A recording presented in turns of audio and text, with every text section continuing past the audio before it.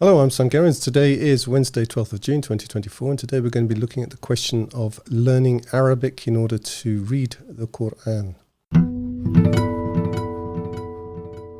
Okay, I want to look at this question because I am asked it in various ways and I come across it in various shapes, and I've got a few things to say. I have talked about it a bit before, but I want to give a fuller answer and to perhaps place it in the context of reader.quranite.com, which is an online sort of tool that you can use in order to access the Arabic of the Quran in a very quick and rational way. But before I get into that, I really want to talk about two things. The first is the idea that is sort of pushed, I suppose, to some extent amongst our good friends, the traditionalists. And by traditionalists, what I really mean is people who hold to and promote what I call brand Islam. I've talked about what I mean by brand Islam in other places. It's a somewhat it's a version that is promoted in the West that didn't work at home, and that I'm fairly sure historically a lot of Muslims wouldn't have recognized, but this is the version that's pushed in the West. I see it in the same light as I see LGBTQ, as I see the destruction of women. It's just another thing destroying Western society and civilization. Everywhere, is the West now, including all of these Arabic countries.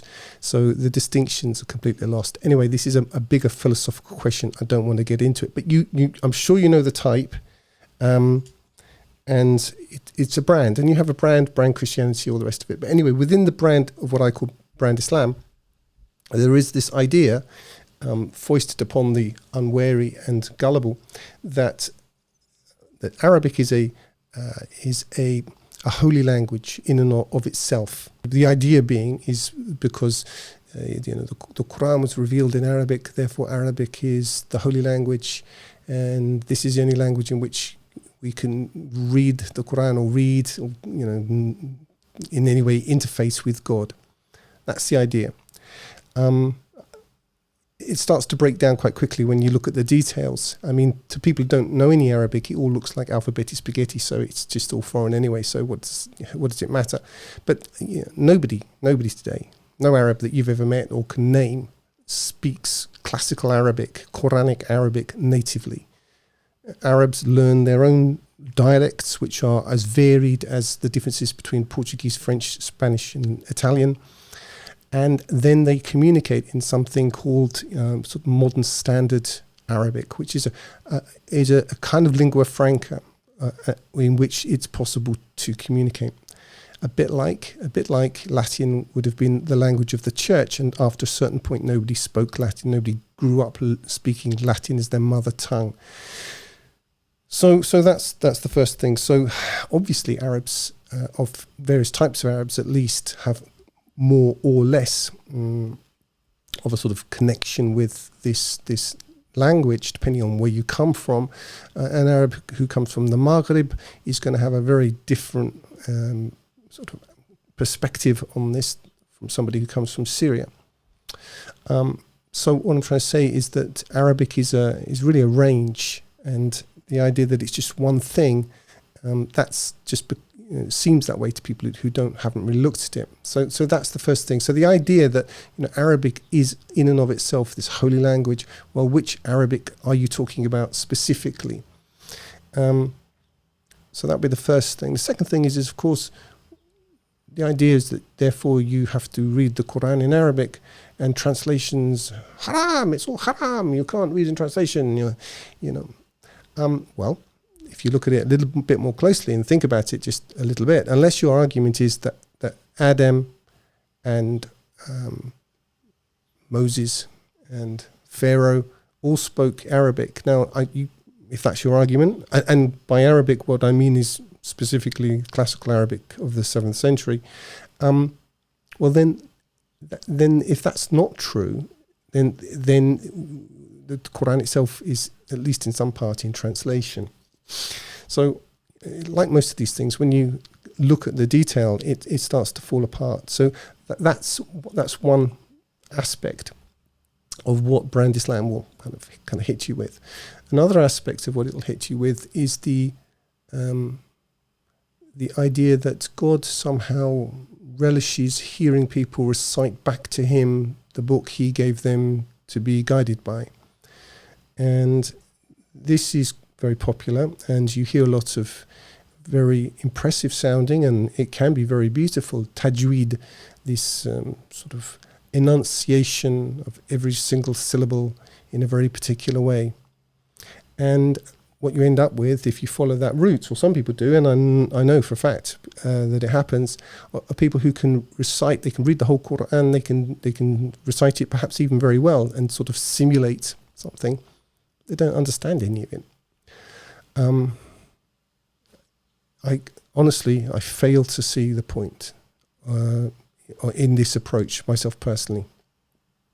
Now, another argument which certain Arabic-speaking Muslims can make, and where I absolutely agree with them, is that that the Arabic, if you can read the Arabic of the Qur'an, you have greater access to it. That argument, I think, is absolutely solid, and it's the other part of it as well is that it frees you up in a lot of ways, because you can see where the various ideologies, the various schools of Islam are playing fast and loose with the contents of the Qur'an. It gives you power. So there's that, but the idea is that if you don't read the Qur'an in Arabic, that you have no access to it. I would say if you don't have the time to put into learning Arabic, then just find a translation, and you can use reader.quranite.com, my own translation, but there are other translations. I personally very much like A.J. Arbery's translation. I think it's a pretty fair translation, but you need to understand the worldview of the person that you're reading, because any translation is an understanding. So there's that. So okay, we'll come back to that aspect, but I now want to talk about the kind of the learning of the Arabic. As I say, one of the approaches is to learn this tajweed and not understand the words that you're reading. And quite frankly, I think for a sentient, intelligent human being, this is quite an insulting thing to do. That's me. But if you talk to the traditionalist Muslim, he'll have you believe that for some, there's some reward. God rewards you for reading this book without understanding it.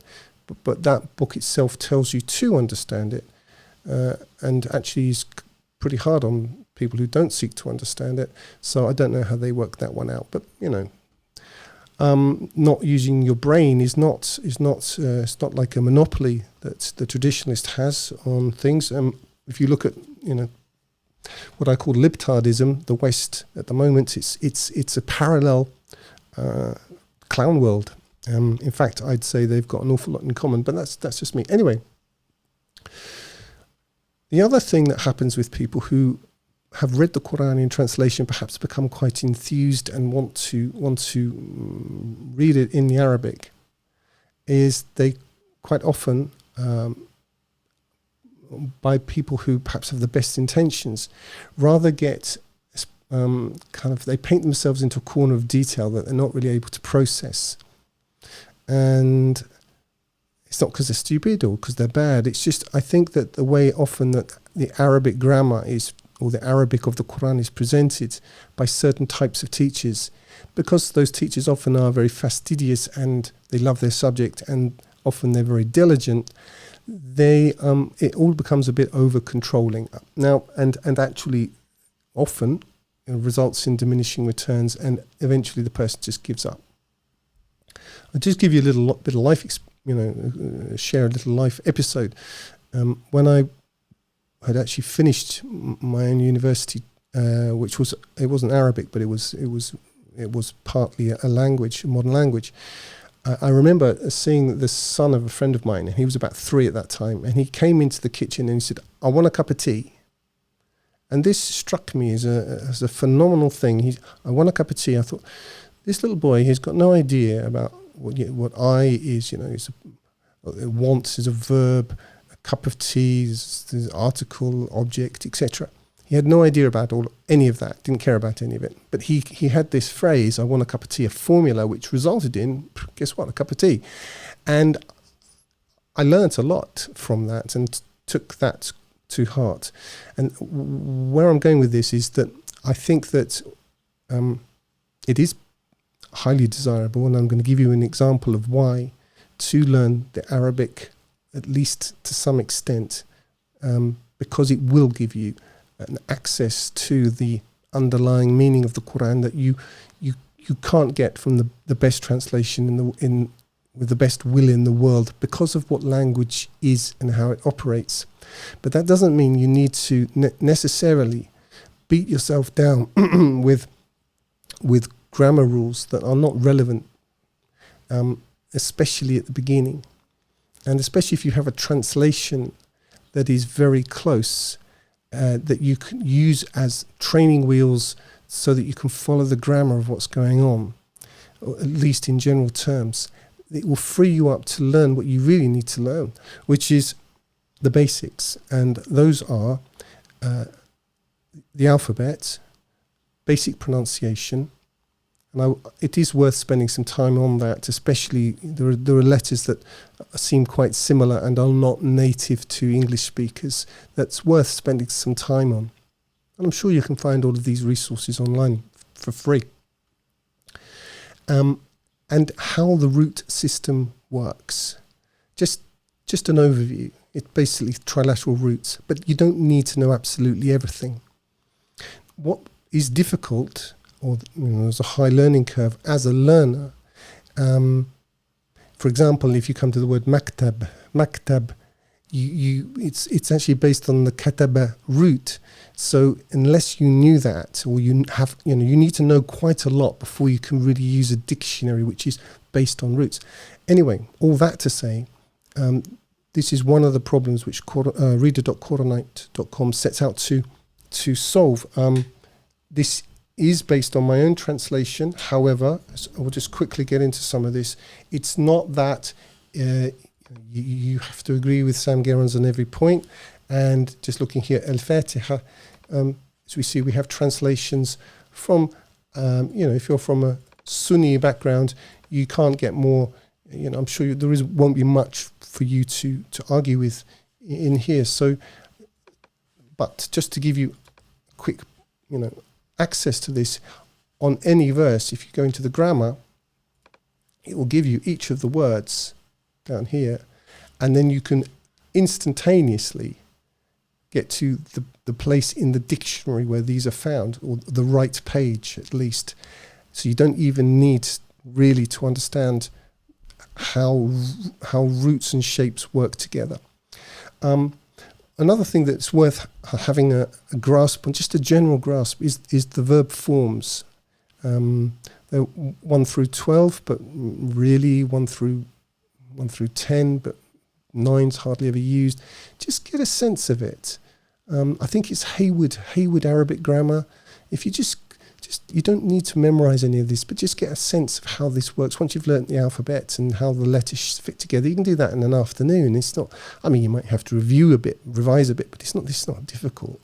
And then you can use Reader to get to these words really quickly. Now, what I want to show you is where I agree absolutely with the traditionalists and Muslims of all times, insofar as the Qur'an opens its treasures to those who do have some access to the Arabic.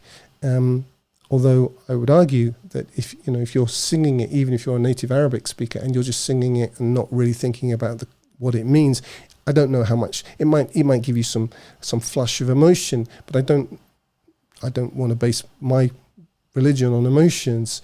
I don't know about you.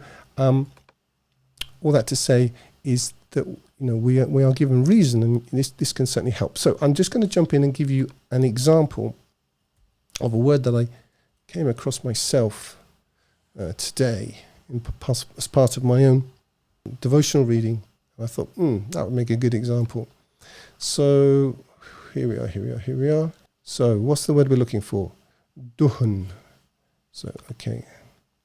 All right. So the verse that I was looking at today was in this sort of 58. We can just quickly open this up and get straight to it. So this is just to give you the context of where I was when I was thinking about it and thinking, yeah, that would make, just to give you a taste of why having a grasp on the roots and roots meanings will give you a better appreciation of what the Qur'an means than any translation can give you. Not because translations are necessarily deficient, but because there's very rarely a one-to-one parity between any two words in all cases, firstly. And secondly, you have all of the kind of underlying associations, and especially with a language like Arabic, where it's so much based on roots. And those roots, if you think of them as being sort of almost concentric circles, that there's almost like there are almost undercurrents that you can access. Okay, so here we go. We'll start verse 75. Then I swear by the setting of the stars, and it is a tremendous oath if you but knew. It is a noble recitation in a hidden writ. None will touch it save those purified, a revelation from the Lord of all creation.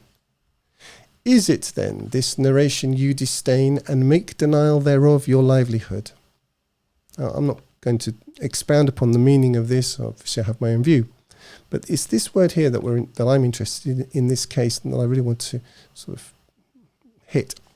So I've translated this as disdain because in the scenario it seems the best option. However, I wanted to show you how much we're missing. It's not because I'm a bad translator, it's because these are different languages and there is always a compromise. So let's just look at what 3 other translators have done. So Arbery, who is a non-sectarian, he's gone with disdain as well. Sahih International have gone with indifferent, and our good friends Hilali and Khan have gone with deny.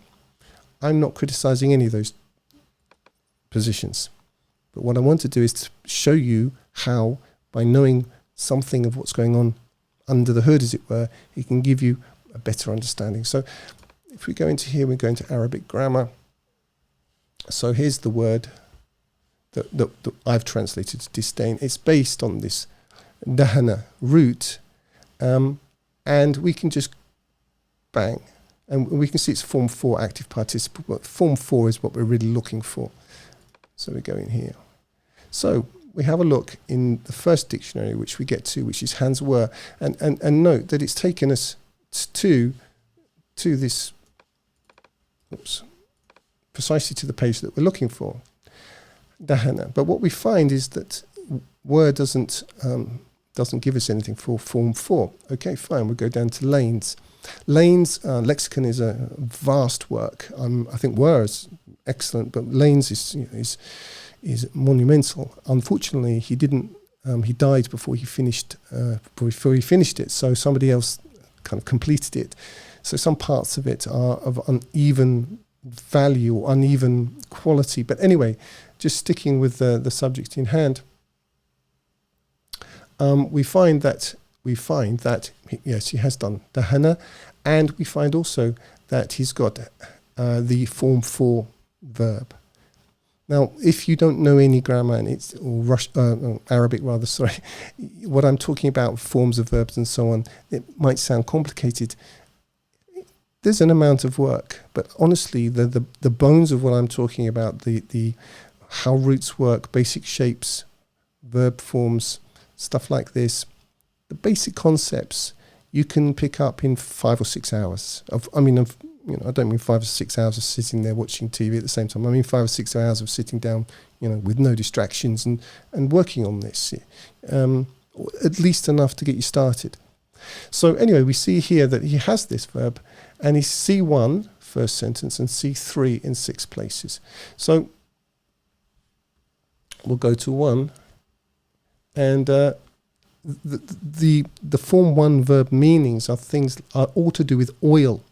And we can understand that because coming back here where we've got the actual noun, we have it here, yielding oil. So that's that's duhan, which is the noun, like oil here. So the idea of oil is underlying that, which you wouldn't. What's the connection between oil and disdain? Well, there isn't. It doesn't really feel like it's connected. But in Arabic, it either is or very, very often is, and so that's what we're really looking for. So we find that the form 1 here is oil with oil. He greased it with oil. He moistened it, his head, etc. So it's got these ideas of anointing, greasing, and so on. So this is a very, but this would be, in a transitive sense. Is that the sense we're looking for here? No, but it gives us a little bit, it gives us a first kind of foot up on what the underlying meaning is here. So it says here also that we can look at 3. So the endeavouring to conciliate, or becoming reconciled with another, the pretending of the contrary of what one or what is different from that which one conceals in mind. Now, this is a level of hypocrisy. Let's keep going.